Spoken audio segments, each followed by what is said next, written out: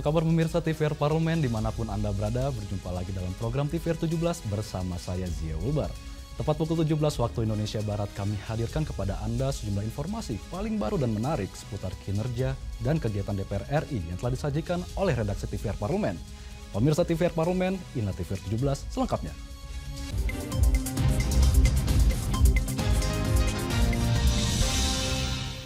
Badan Legislasi DPR RI menilai usulan perubahan masa jabatan Kades menjadi 9 tahun dimaksudkan agar pemerintahan desa bisa berjalan stabil dan pembangunan di desa dapat berkelanjutan. Badan Legislasi DPR RI menyetujui revisi kedua atas Undang-Undang Nomor 6 Tahun 2014 tentang Desa sebagai respon atas aspirasi dari para kepala desa yang disampaikan kepada DPR beberapa waktu lalu. Anggota Badan Legislasi DPR RI, Mukhlis Basri, menjelaskan salah satu poin revisi Undang-Undang Desa yakni Pasal 39 mengenai perubahan masa jabatan kepala desa yang semula 6 tahun dan bisa dipilih lagi selama 3 periode, diusulkan menjadi 9 tahun dan bisa dipilih lagi untuk 2 periode. Usulan perubahan masa jabatan Kades menjadi 9 tahun dimaksudkan agar pemerintahan desa bisa berjalan stabil dan pembangunan di desa bisa berkelanjutan. Mukhlis menegaskan bahwa pembangunan harus dimulai dari tingkat desa sehingga dapat membentuk fondasi yang kuat untuk menyokong perekonomian nasional. Ya, kalau 6 tahun itu kan dia setahun kata saya tadi mulai mengimplementasi, merencanakan. Tahun kedua dia mulai mengeksekusi. Tahun ketiga dia sudah mulai lagi pusing lagi mudah mau pilkades lagi, ya kan? Kalau 9 tahun ini kan paling tidak dia tahun ke-8, tahun ke-7, tahun ke-8 dia baru mulai, ya kan? Jadi ada masa waktunya dia menstabilkan pemerintahan desa itu. Karena Indonesia ini kan kalau akan maju ya dimulai dari desa, ya mulai dari pinggiran kata Pak Jokowi. Kalau desa maju insya Allah kecamatan maju, kalau kecamatan maju kabupaten kota juga akan maju, kalau kabupaten kota maju maka provinsi pun akan maju. Kalau provinsi sudah maju maka Indonesia juga akan maju dan Indonesia akan stabil, rakyatnya akan menjadi sejahtera. Untuk selanjutnya, Panja RUU Desa akan mengundang pihak-pihak terkait, termasuk para ahli, untuk mendengarkan masukan guna penyempurnaan RUU ini. Mario dan Samsul, TVR Parlemen melaporkan. Guna mencegah terjadinya kembali bencana banjir di sepanjang aliran Sungai Batang Lembang, Komisi 5 DPR RI menilai pentingnya dilakukan normalisasi Sungai Batang Lembang. Normalisasi Sungai Batang Lembang akan kembali didorong di beberapa titik yang mengalir sepanjang Kabupaten Solok hingga Kota Solok. Bencana banjir kerap kali terjadi di sepanjang aliran Sungai Batang Lembang dan menelan korban jiwa serta menyebabkan kerusakan tempat tinggal. Berkaca dari hal tersebut, Komisi 5 DPR RI telah mengusulkan pembangunan normalisasi Sungai Batang Lembang pada tahun 2021 dan selesai dikerjakan pada awal tahun 2023. Dalam kunjungan spesifik ke Sumatera Barat, anggota Komisi 5 DPR RI Atari Gauti Ardi menyampaikan, normalisasi Sungai Batang Lembang telah selesai dikerjakan di 2 titik di Kabupaten Solok dengan total anggaran sebesar 19,5 miliar rupiah. Normalisasi Sungai Batang Lembang bertujuan untuk mencegah terjadinya bencana banjir saat peningkatan debit air sungai. Normalisasi ini sangat penting bagi masyarakat, terutama yang bermukim di dekat aliran sungai. Nah, untuk normalisasi Batang Lembang, sebenarnya Sungai Batang Lembang ini mengaliri 3 kabupaten kota di Sumatera Barat. Dia panjang sekali dan setiap tahun itu banjir. Nah, kemarin itu paling puncaknya itu banjir di Selayo memakan korban sampai ribuan.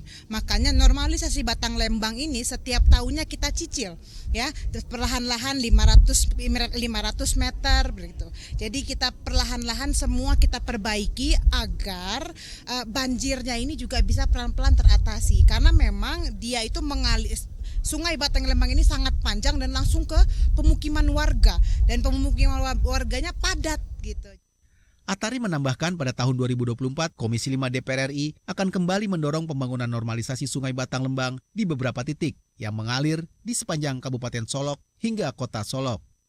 Dari Sumatera Barat, Vinita, TVR Parlemen melaporkan. Komisi 3 DPR RI dorong Dirjen Imigrasi dan Kemenkumham untuk meningkatkan pengawasan pada WNI dan WNA yang berimigrasi serta menindak tegas turis asing yang membuat keonaran dan bekerja ilegal di Indonesia. Dirjen Imigrasi dan Kemenkumham didorong untuk meningkatkan pengawasan pada WNI dan WNA berimigrasi serta menindak tegas turis asing yang membuat keonaran dan bekerja ilegal di Indonesia.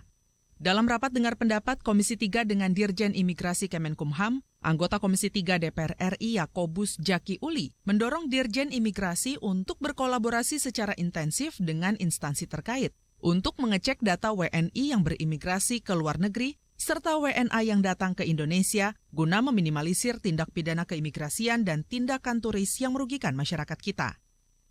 Bahwa di dalam pelayanan itu kita meningkatkan kewaspadaan. Karena pada kenyataannya peningkatan naik. Izin kita, paspor kita jadi pertama naik, visa juga naik. Tetapi bersama dengan itu banyak terjadi kejadian-kejadian yang di luar dugaan. Contohnya perbuatan kriminalitas Bali, tidak pidana perdagangan orang, lolos juga. Apakah itu termasuk daripada hasil yang kita dapat itu? Itu yang saya maksud supaya ditingkatkan kewaspadaan.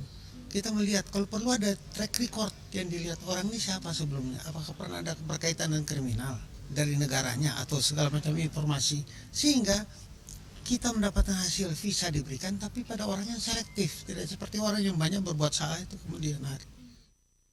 Jaki menambahkan Dirjen Imigrasi harus berani memberi sanksi hingga mendeportasi turis asing yang membuat keonaran dan bekerja secara ilegal di Indonesia. Imigrasi berfungsi sebagai penjaga pintu gerbang negara. Oleh karena itu, Dirjen Imigrasi Kemenkumham diharapkan dapat menjalankan tugasnya dengan maksimal. Andini dan Dwi, TVR Parlemen, melaporkan.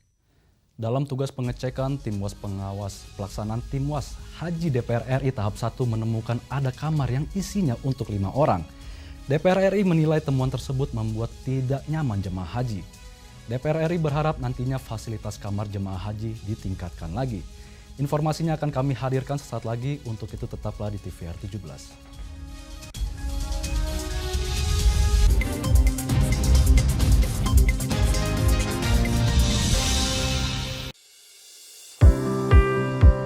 Mengenal tugas dan fungsi DPR RI. Dewan Perwakilan Rakyat atau DPR adalah lembaga negara yang mewakili aspirasi rakyat. Kehadiran DPR RI merupakan salah satu bukti bahwa Indonesia merupakan negara demokrasi. Sebagai salah satu lembaga perwakilan rakyat, apa saja tugas dan fungsi yang diemban DPR RI? Berdasarkan pasal 20A ayat 1 Undang-Undang Dasar 1945, DPR memiliki 3 fungsi, yakni fungsi legislasi, anggaran, dan pengawasan. Tugas dan wewenang DPR berbeda untuk setiap fungsinya. Yang pertama, fungsi legislasi. Menyusun program legislasi nasional atau prolegnas, menyusun dan membahas rancangan undang-undang, menerima rancangan undang-undang yang diajukan oleh DPD, membahas rancangan undang-undang yang diusulkan oleh Presiden ataupun DPD, menetapkan undang-undang bersama dengan Presiden, menyetujui atau tidak menyetujui peraturan pemerintah pengganti undang-undang yang diajukan oleh Presiden untuk ditetapkan menjadi undang-undang.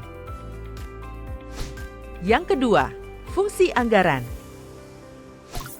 Memberikan persetujuan atas rancangan undang-undang tentang APBN yang diajukan oleh Presiden. Memberikan persetujuan terhadap pemindah-tanganan aset negara maupun terhadap perjanjian yang berdampak luas bagi kehidupan rakyat yang terkait dengan beban keuangan negara.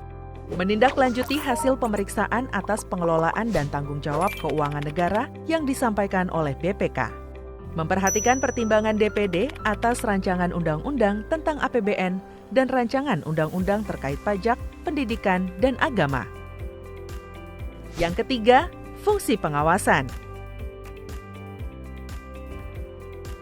Fungsi pengawasan, DPR bertugas melakukan pengawasan terhadap pelaksanaan Undang-Undang APBN dan kebijakan pemerintah, serta membahas dan menindaklanjuti hasil pengawasan yang disampaikan oleh DPD.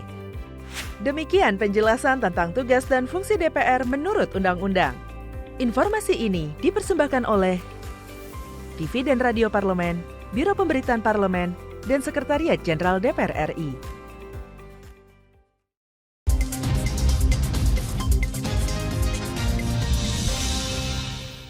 Kembali di TVR 17, DPR RI menjelaskan pada awal penyelenggaraan haji tahun ini telah banyak aduan yang disampaikan oleh jemaah haji. Salah satunya terkait masalah catering. Untuk itu DPR RI berharap adanya peningkatan terkait masalah catering dan fasilitas hotel jemaah haji ke depannya. Diharapkan semakin sedikit jemaah haji yang berada dalam satu kamar. Untuk mengetahui informasi selengkapnya, mari kita simak laporan mendalam yang telah dihimpun oleh tim redaksi TVR Parlemen dalam segmen editorial parlemen berikut ini.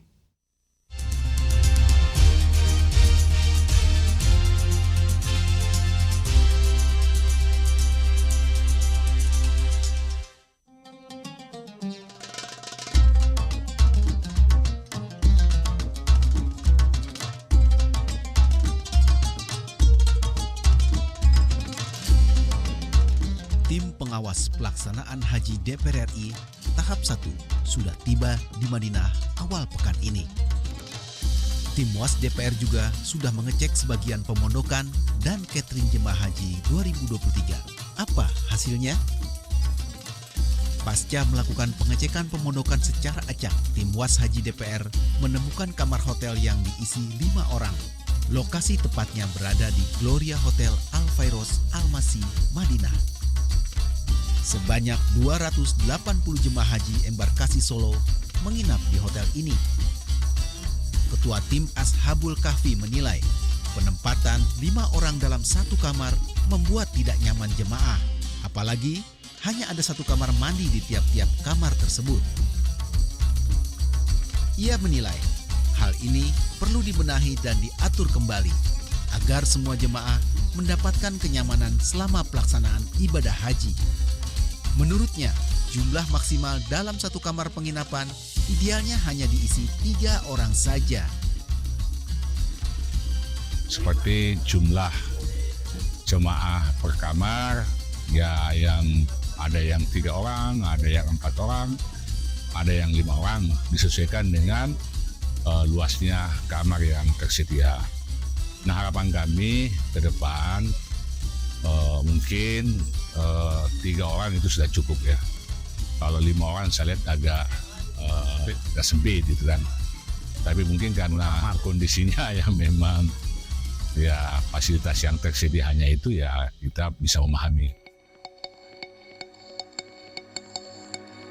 Pada musim haji yang akan datang, Kementerian Agama juga harus sedari dini bahkan jauh-jauh hari mempersiapkan pelayanan bagi jemaah haji kuota tambahan.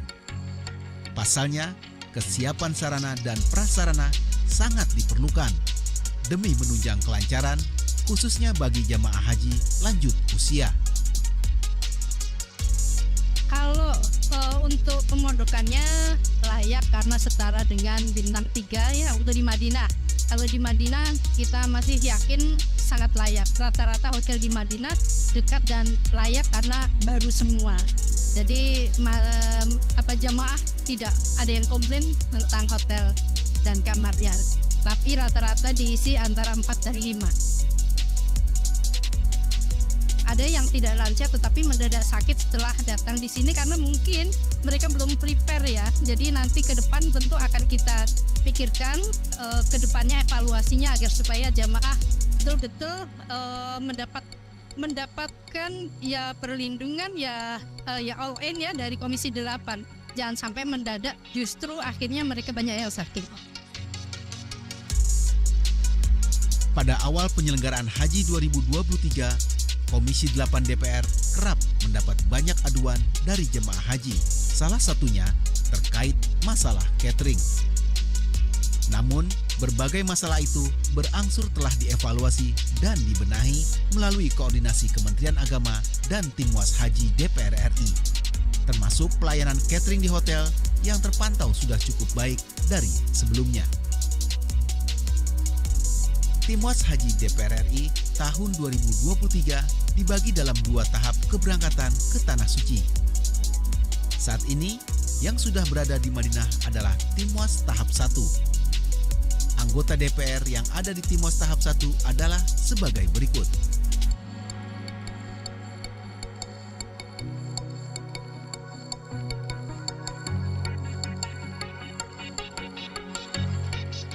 Diketahui, Tim Was Haji DPR dalam kesempatan kali ini bertugas memantau langsung fasilitas, sarana, dan prasarana penginapan, catering, akomodasi transportasi, hingga fasilitas kesehatan yang didapatkan oleh jemaah haji asal Indonesia.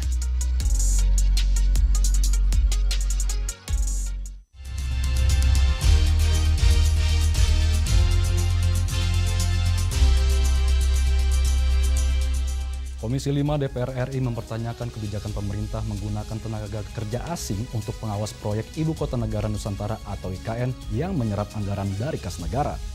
Saksikan informasi selengkapnya, untuk itu jangan kemana-mana, tetaplah bersama kami di TVR 17.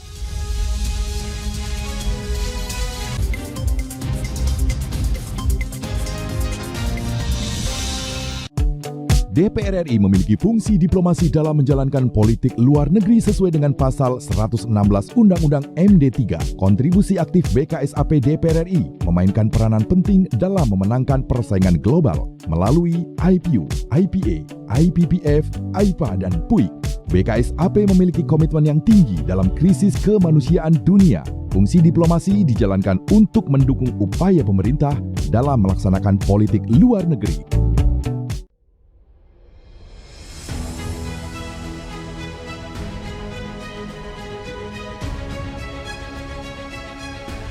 Pemirsa TVR Parlemen, inilah TVR 09 edisi Rabu. Optimis, Indonesia mampu mengatasi ancaman tersebut. Serangkaian peristiwa penting setiap hari di Indonesia. Kami pilihkan topik-topik terkini dengan menyajikan fakta yang dapat dipercaya. Kami hadirkan di layar kaca Anda. Bukan hanya sekedar informasi, tapi menginspirasi bagi kita semua. TVR 09 hadir setiap Senin sampai Jumat pukul 9 pagi hanya di TVR Parlemen. Referensi berita untuk Indonesia.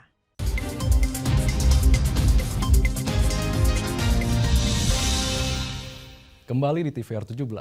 Menteri Koordinator Kemaritiman dan Investasi Luhut Binsar Panjaitan mengatakan pengawas proyek Ibu Kota Nusantara atau IKN di Kalimantan Timur akan menggunakan jasa warga negara asing.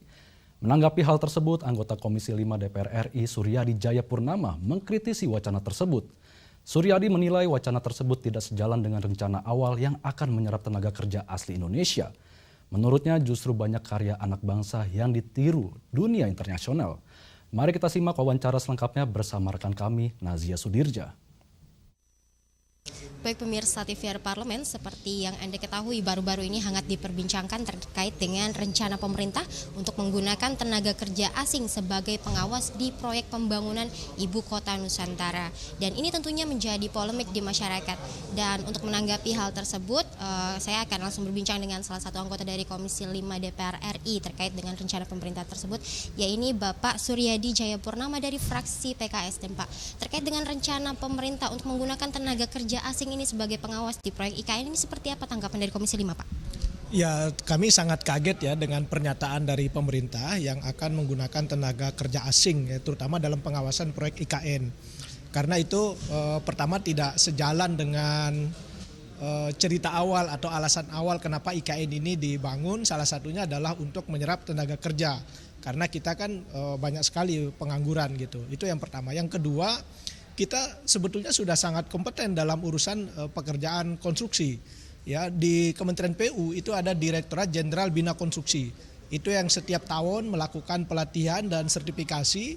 Dalam data kami itu sudah ada 411.000 tenaga profesional kita yang sudah bersertifikat.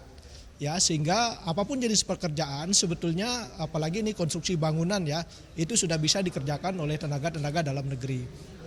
Nah, lebih-lebih di IKN ini itu ada proyek yang namanya Istana. Istana itu kan objek vital, ya, yang ada faktor keamanan karena itu menyangkut keamanan kepala negara.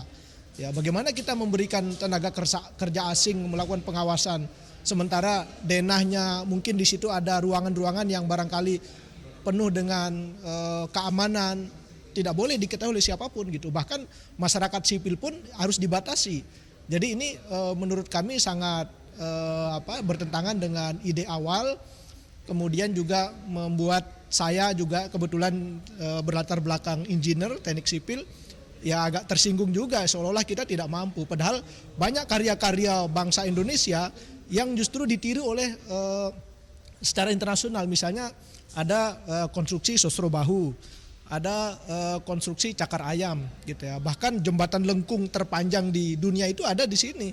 Itu di karya dari engineer Indonesia gitu. Sebetulnya kita tidak kalah. Nah, oleh karena itu kami sangat menyayangkan pernyataan pemerintah yang akan menggunakan tenaga kerja asing dalam pengawasan proyek di IKN. Berarti dari Komisi 5 ini menolak rencana pemerintah untuk menggunakan tenaga kerja asing tersebut.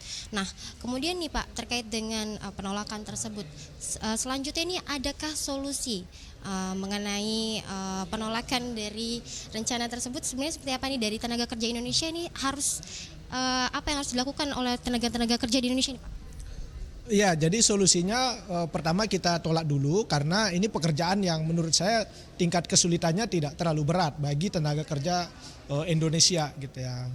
Kemudian yang kedua, kita perlu antisipasi jangka panjang sehingga anggaran untuk pengembangan SDM ya di hampir semua kementerian termasuk di Kementerian PUPR ini juga perlu ditingkatkan untuk meningkatkan kompetensi tenaga profesional kita khususnya di bidang konstruksi. Nah, berikutnya memang harus ada proteksi gitu, harus ada privilege, harus ada afirmatif terhadap tenaga kerja dalam negeri gitu. Karena orang luar aja pakai kita, maka kita tidak percaya tenaga kerja sendiri gitu. Ini kita bangun IKN kan untuk kita, bukan untuk orang gitu. Sejauh ini koordinasi dengan pemerintah terkait dengan rencana ini seperti apa nih Pak dari Komisi 5? Ya, setiap saat kami kan melakukan rapat kerja dengan Pak Menteri PU gitu. Justru itu yang kita herankan kenapa tiba-tiba Menko Maritim dan Investasi yang mengeluarkan pernyataan ini. Padahal itu beliau hanya mengkoordinasi gitu. Jangan masuk ke ranah teknis. Ini Kementerian Teknis sebetulnya yang punya kewenangan untuk membahas masalah ini gitu. Harapannya Pak ke depan terkait dengan tenaga kerja di Indonesia untuk pembangunan proyek IKN ini seperti apa? Ya, harapan kita ke depan pemerintah itu harus konsisten sesuai dengan tujuan awal dibangunnya IKN ini. Salah satunya ya adalah untuk penyerapan tenaga kerja. Ini harus terus dikawal. Kemudian yang kedua, meningkatkan kompetensi kalau memang ada spesifikasi tertentu yang kita belum mampu, maka harus segera kita lakukan pelatihan dan sertifikasi gitu. Terima kasih Pak atas waktunya. Baik pemirsa TVR Parlemen, itu tadi wawancara saya dengan Bapak Suryadi terkait dengan rencana pemerintah untuk menggunakan tenaga kerja asing sebagai pengawas di proyek pembangunan IKN. Dan tadi disampaikan bahwa Komisi 5 menolak rencana tersebut karena harusnya pemerintah menyerap tenaga kerja Indonesia, mengingat banyak sekali pengangguran di Indonesia dan terlebih sebenarnya tenaga kerja di Indonesia ini memiliki kualitas yang cukup baik, hanya mungkin perlu ditingkatkan kembali mengenai kualitasnya. Dan itu tadi laporan saya terkait dengan rencana pemerintah untuk menggunakan tenaga kerja asing di Indonesia. Saya Nazia Sudirja kembali ke studio. Selanjutnya pemirsa, apa saja yang menjadi topik perbincangan di media online pada hari ini? Usai jeda tetaplah di TVR 17. Mengenal tugas dan fungsi DPR RI. Dewan Perwakilan Rakyat atau DPR adalah lembaga negara yang mewakili aspirasi rakyat. Kehadiran DPR RI merupakan salah satu bukti bahwa Indonesia merupakan negara demokrasi. Sebagai salah satu lembaga perwakilan rakyat, apa saja tugas dan fungsi yang diemban DPR RI? Berdasarkan pasal 20A ayat 1 Undang-Undang Dasar 1945, DPR memiliki 3 fungsi, yakni fungsi legislasi, anggaran, dan pengawasan. Tugas dan wewenang DPR berbeda untuk setiap fungsinya. Yang pertama, fungsi legislasi. Menyusun program legislasi nasional atau prolegnas, menyusun dan membahas rancangan undang-undang, menerima rancangan undang-undang yang diajukan oleh DPD, membahas rancangan undang-undang yang diusulkan oleh Presiden ataupun DPD, menetapkan undang-undang bersama dengan Presiden, menyetujui atau tidak menyetujui peraturan pemerintah pengganti undang-undang yang diajukan oleh Presiden untuk ditetapkan menjadi undang-undang. Yang kedua, fungsi anggaran. Memberikan persetujuan atas rancangan undang-undang tentang APBN yang diajukan oleh Presiden. Memberikan persetujuan terhadap pemindah-tanganan aset negara maupun terhadap perjanjian yang berdampak luas bagi kehidupan rakyat yang terkait dengan beban keuangan negara. Menindaklanjuti hasil pemeriksaan atas pengelolaan dan tanggung jawab keuangan negara yang disampaikan oleh BPK. Memperhatikan pertimbangan DPD atas rancangan undang-undang tentang APBN dan rancangan undang-undang terkait pajak, pendidikan, dan agama. Yang ketiga, fungsi pengawasan. Fungsi pengawasan, DPR bertugas melakukan pengawasan terhadap pelaksanaan Undang-Undang APBN dan kebijakan pemerintah, serta membahas dan menindaklanjuti hasil pengawasan yang disampaikan oleh DPD. Demikian penjelasan tentang tugas dan fungsi DPR menurut Undang-Undang. Informasi ini dipersembahkan oleh TV dan Radio Parlemen, Biro Pemberitaan Parlemen, dan Sekretariat Jenderal DPR RI.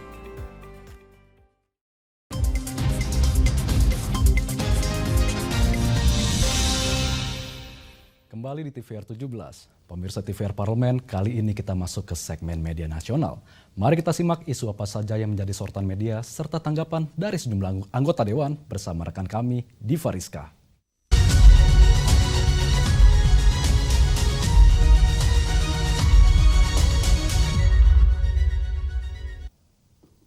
Halo, selamat sore pemirsa. Kembali bersama saya Diva Rizka dalam segmen media nasional.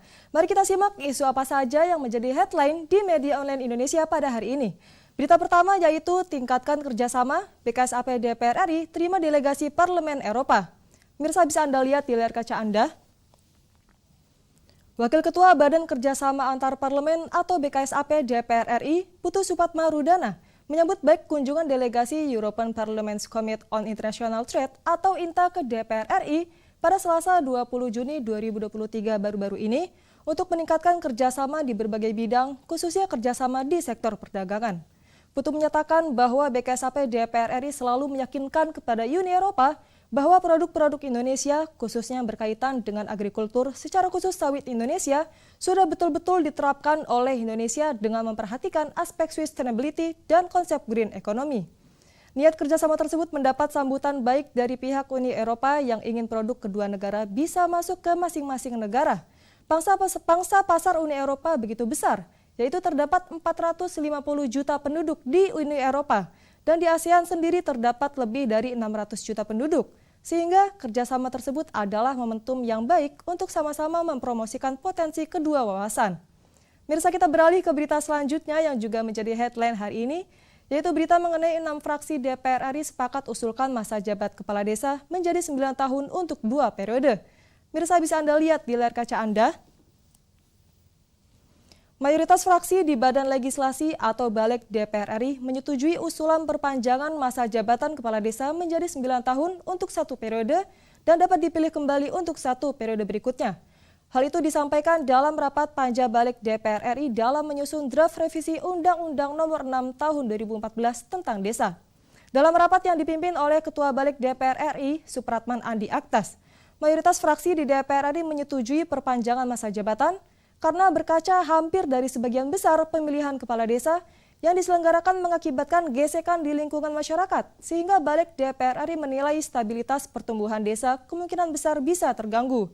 Padahal, ujung tombak pertumbuhan ekonomi dimulai dari desa. Oleh karena itu, Balik DPR RI merevisi Undang-Undang Desa. Baik mirsa, itu tadi headline di media online hari ini yang membahas terkait dengan tingkatkan kerjasama, BKSAP DPR RI terima delegasi Parlemen Eropa, dan juga berita kedua mengenai 6 fraksi DPR RI sepakat untuk usulkan masa jabatan kepala desa menjadi 9 tahun untuk 2 periode. Sekian dari saya Diva Rizka, kembali ke rekan Zia.